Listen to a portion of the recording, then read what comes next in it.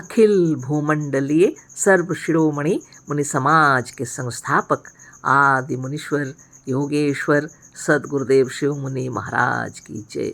उपस्थित मुनि वृंद, साधु सज्जन वृंद, संत वृंद, साधक वृंद, आध्यात्म ज्ञान के जिज्ञासुओं और प्रेमियों, सभी श्रोता वृंद, आप सभी को मेरा कोटिशः नमन, सप्रेम जय जीव। आध्यात्मिक चर्चा चल रही है और हम लोग सदगुरुदेव शिव मुनि महाराज रचित ग्रंथ वेदांत सिद्धांत के अंतर्गत अध्याय 17 पर चर्चा कर रहे हैं और शीर्षक दिए हैं गुरुदेव आत्मा का अपूर्व बल। और बहुत सुंदर से समझा रहे हैं हम लोगों को कि आत्मा ही ईश्वर है ना। अभी हम वो अलग पढ़ के आगे पढ़ते हैं, अतः आत्मा ही ईश्वर है, गुरुदेव बता रहे हैं ना। तो आगे हम लोग पढ़ते हैं, है ना, क्या बोल रहे हैं गुरुदेव। द्वैतवादी या जीव को ब्रह्म ना मानने वाले कहते हैं कि ईश्वर सर्वज्ञ है।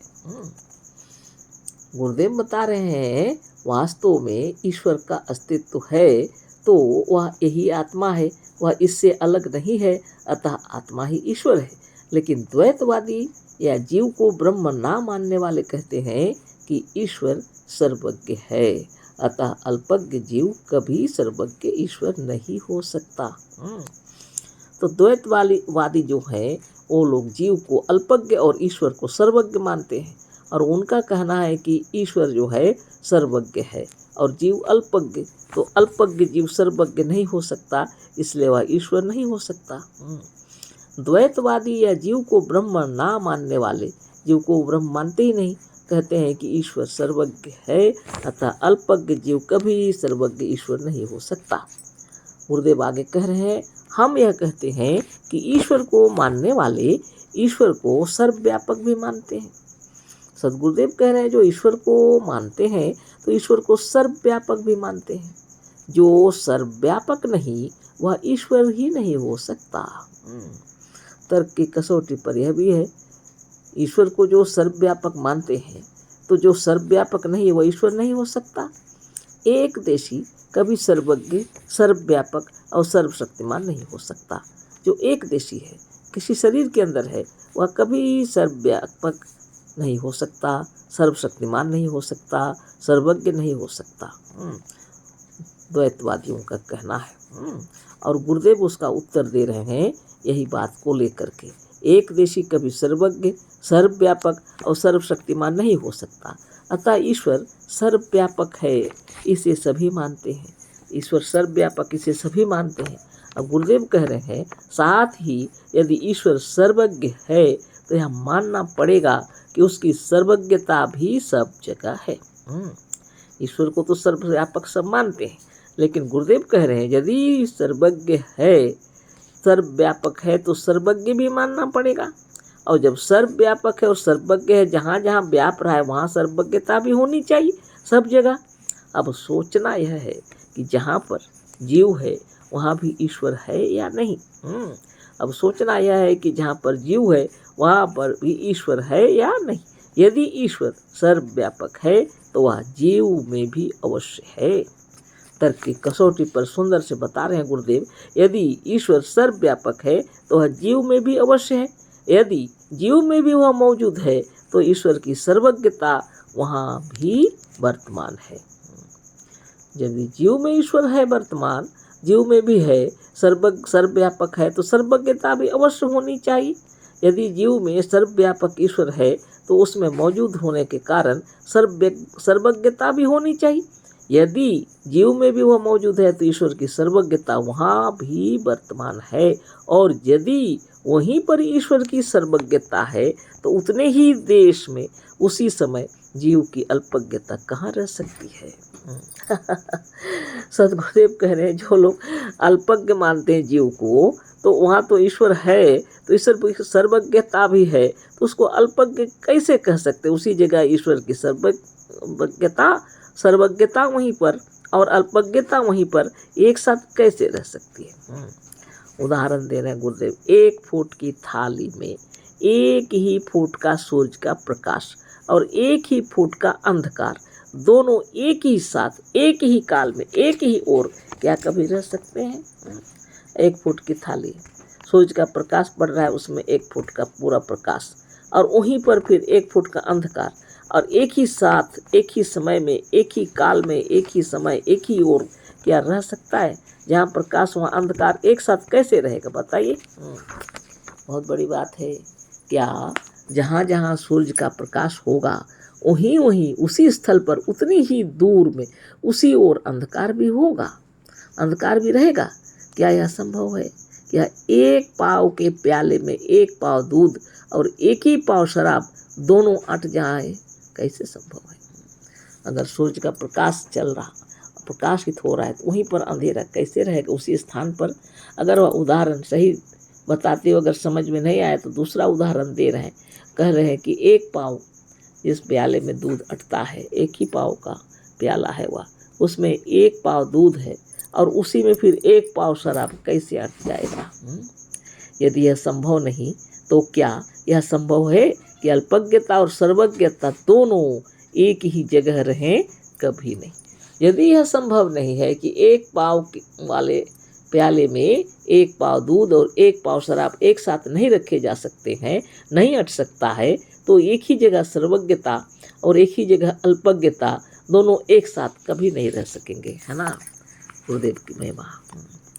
क्या कोई परमाणु ऐसा है जहाँ ईश्वर नहीं है? इस विश्व ब्रह्मांड में, है ना? क्या कोई ऐसा परमाणु है, गुरुदेव कह रहे हैं, जहाँ ईश्वर नहीं है? यदि एक परमाणु भी ऐसा नहीं कि जहाँ ईश्वर नहीं है, तो यह सिद्ध है कि एक परमाणु भी ऐसा नहीं है जो सर्वज्ञ नहीं है। और यदि एक परमाणु भी अल्पज्ञ नहीं है तो जीव कैसे अल्पज्ञ हो सकता है? जीव का कौन सा ऐसा कोना है जहाँ ईश्वर नहीं है? यदि कोई ऐसा कोना नहीं है तो जीव का कौन सा कोना अल्पज्ञ है? सच्ची बात यह है कि यदि जीव में चारों तरफ से सर्वज्ञता है तो वह अल्पज्ञ नहीं हो सकता।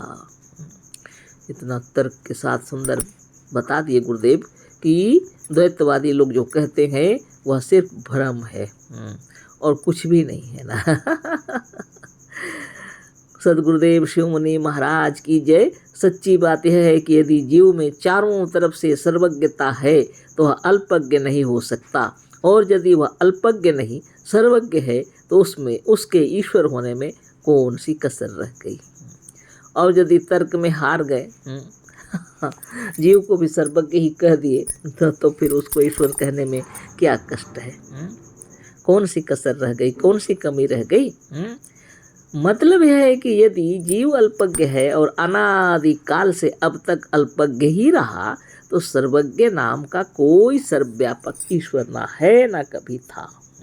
अब ये भी बात हो गई। आप विचार कीजिए, कह रहे हैं यदि जीव अल्पज्ञ है, अनादि काल से आज तक अल्पज्ञ ही रहा, तो ऐसा कोई ईश्वर सर्वज्ञ यदि इस जीव के अंदर में था, जीव में है, तो फिर ये अल्पज्ञ ही रह गया। इसका मतलब यह है कि इस नाम का, ईश्वर नाम का सर्वव्यापक सर्वज्ञ ईश्वर कहीं भी नहीं है, ना कभी था ना कभी भविष्य में होगा। सदगुरुदेव शिव मुनि महाराज की जय।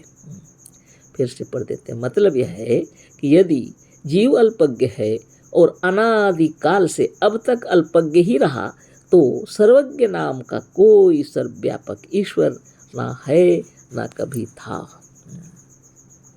आगे पढ़ते हैं। कुछ आत्माएं यदि मोटर चलाना जानती हैं तो कोई ना कोई आत्मा इंजन चलाना जानती है, कोई बढ़ई का काम जानता है तो कोई लोहार का। इस तरह से संसार में जितने प्रकार के ज्ञान है वह जीव ही जानता है। इस तरह से जीव ही का काम, जीव ही का समष्टि रूप सर्वज्ञ है। जीव ही का समष्टि रूप सर्वज्ञ। इस तरह से ईश्वर नहीं, जीव ही सर्वज्ञ है। तो एक व्यष्टि आत्मा में सब कुछ ज्ञान भले ना रहे, लेकिन पूरे विश्व में जितने मनुष्य आत्मा है, एक व्यक्ति को कुछ काम है तो दूसरे को कुछ काम आता है। एक अगर अल्पज्ञ है तो दूसरे महाज्ञानी भी हैं। यानी विश्व ब्रह्मांड की बात हो रही। समष्टि आत्मा को सर्वज्ञ और सर्वशक्तिमान और सर्वव्यापक बताया जा सकता है। मनुष्य ही सब जगह दिखलाई पड़ते हैं, जहाँ भी हो। कहीं कोई लोहार का काम एक व्यक्ति को आता है तो दूसरे को सोनार का काम, बढ़ाई का काम। कोई एक काम में माहिर है तो दूसरा और किसी काम में। कोई यदि इंजन चलाने जानता है तो कोई मोटर कार चलाने जानता है, तरह तरह की बातें हैं। तो सदगुरुदेव शिव मुनि महाराज की जय। गुरुदेव हम लोग को समझा रहे हैं कि एक आत्मा ही सर्वशक्तिमान है, जीव ही सर्वशक्तिमान है। वास्तव में तो जीव के बारे सिर्फ इतना ही कहा गया है कि जो जड़ को चेतन करे और चेतन को जड़ करे वही ब्रह्म है। और यहाँ लोगों ने तरह तरह की बातें निकाल ली हैं। वह सर्वव्यापक है, सर्वशक्तिमान है, सर्वज्ञ है, ये तरह तरह की कल्पित बातें हैं। जो सत्य है वह सत्य रहेगा, जो झूठ है वह झूठ रहेगा। एक जीव ही है जो जड़ को चेतन करता है और चेतन को जड़ कर देता है। शरीर में जब तक हम लोग विद्यमान है, शरीर चेतनवान है, शरीर से निकल जाएंगे तो शरीर फिर जड़ हो जाएगा। इसी को भगवान कहा गया है, इसी को भगवान राम कहा गया है, इसी को ब्रह्मा विष्णु महेश्वर कहा गया है। सदगुरुदेव इसी की महिमा बता रहे हैं और वेदों पुराणों में बस इसी की महिमा गाई गई है। इसको अपना आप कहा जाता है। आत्मा यह जीव है, यह प्राण है। इस महाशक्ति को कोटि कोटि नमन है ना। और इसी की महिमा होनी चाहिए। यथार्थ में और कोई है ही नहीं, तो कल्पित ईश्वर का नाम ले ले करके इतने जो संघ बने हुए हैं वो युद्ध हो रहे हैं। अभी भी युद्ध चल रहा है। एक तो राजनीति और एक तो धर्म नीति, यही से युद्ध चलते रहता है। जिस दिन सच्चा ज्ञान हो जाएगा उस दिन यह लड़ाई झगड़े दंगा फसाद बंद हो जाएंगे, है ना। बहुत बड़ी बात है। इसलिए सद्ज्ञान का प्रचार कीजिए, स्वयं साधन कीजिए, सबको प्रेरित कीजिए, विश्व में शांति हो और सुख शांति आनंद से हम लोग रहें, है ना। सदगुरुदेव शिव मुनि महाराज की जय। यह आत्मा ही ईश्वर है और प्राण प्रतिष्ठा सनातन धर्म कहा जाता है। जिस तन में जो बैठा हुआ है, जो शाश्वत है, अजर अमर अविनाश है, उसी की प्रतिष्ठा करनी चाहिए। मान सम्मान से बातचीत व्यवहार करें, छोटे बड़े सबके साथ अच्छा आचार व्यवहार करें, जीवन में सुखी रहें, है ना। कल फिर अगला चर्चा होगी। यह आत्मा ईश्वर है, संदेह नहीं होना चाहिए। अहम ब्रह्मास्मि तत्त्वमसि का मतलब है हम ब्रह्म हैं, आप भी वही हैं, सब कोई वही है ना। सदगुरुदेव शिव मुनि महाराज की जय। अशेष धन्यवाद। कोटि सह नमन। सप्रेम जय जीव।